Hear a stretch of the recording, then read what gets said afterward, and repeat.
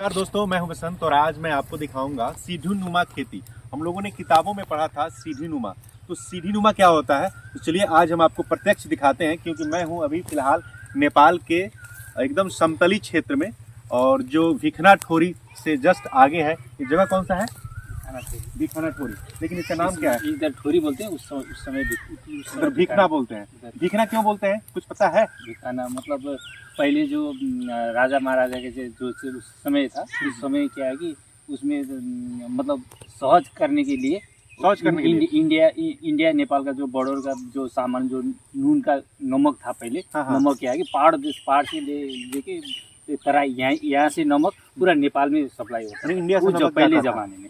अभी इस जमाने में पहले जमाने, जहाँ तक मैं समझ पा रहा हूँ कि भिखना का मतलब भिखाना का मतलब तो उसके लिए तो जमीन वो नेपाल का था, तो सर्च करने के लिए गौतम बुद्ध का नाम सुना है आपने? का रूप में दिया हुआ जमीन है। गौतम बुद्ध का नाम सुना आपने? गौतम बुद्ध उस जगह पे आए थे भिखना ठोरी, और वहीं से उन्होंने भिक्षाटन शुरू किया था। ऐसा नहीं है, ऐसा नहीं है? ऐसा नहीं। तो हमारे जहाँ तक समझ है, तो ऐसा समझने के लिए तो अभी क्या कि इसमें क्या हुआ कि अभी बात के चलते उधर वाले भी अपना बोलेगा, इधर वाला भी अपना बोलेगा।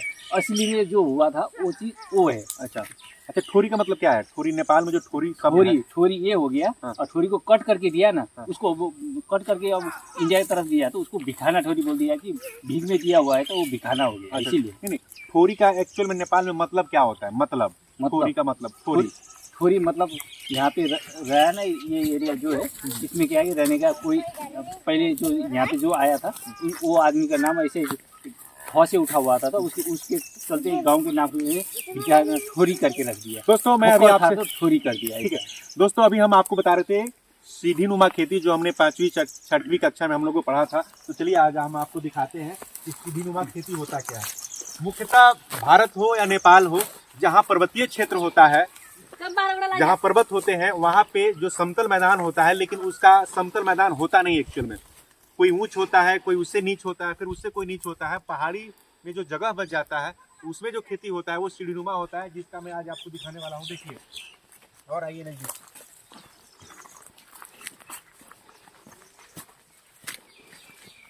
अब दिखाई जाएगी। जैसे देखिए, अब हम यहाँ ऊंच जगह पे हैं, ये जो जगह है नीचा है, तो ये जो सीढ़ी का हम लोग स्टेप्स जैसे हम लोग बनाते हैं, जीना बनाते हैं, सीढ़ी बनाते हैं, तो ये सबसे नीचे होता है, उसके बाद का स्टेप होता है, फिर उसके बाद का स्टेप होता है, फिर उसके बाद का जो स्टेप होता है उसे हम सीढ़ीनुमा खेती कहते हैं। तो ये सबसे नीचे स्टेप का है, उससे ऊपर स्टेप ये है। अब होता क्या है कि इसको खेती करने के लिए ना सिंचाई की जरूरत होता है, पानी की जरूरत होता है। तो यहाँ पे सिंचाई करने के लिए कोई नहर नाला से सिंचाई तो कर नहीं सकते हैं, ये डिपेंड करता है बारिश के ऊपर। प्रकृति की जो बारिश है उस पर डिपेंड करता है।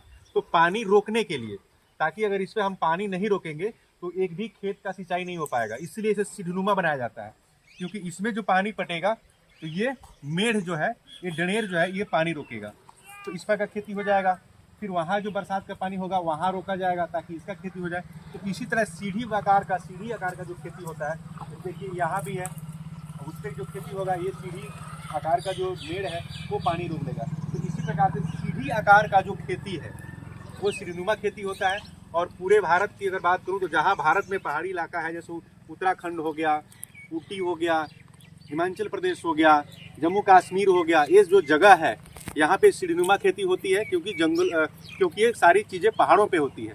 तो आज मैंने आपको बताया सीढ़ीनुमा खेती का एक नज़ारा जो आपको मैंने दिखाया। और ये क्या नाम है सर आपका? राम बहादुर थापा। और हमारे साथ है राम बहादुर थापा जी, और इनसे हमने बहुत सारी चीज़ों की जानकारी लिया। बहुत बहुत धन्यवाद आपका। ठीक है सर।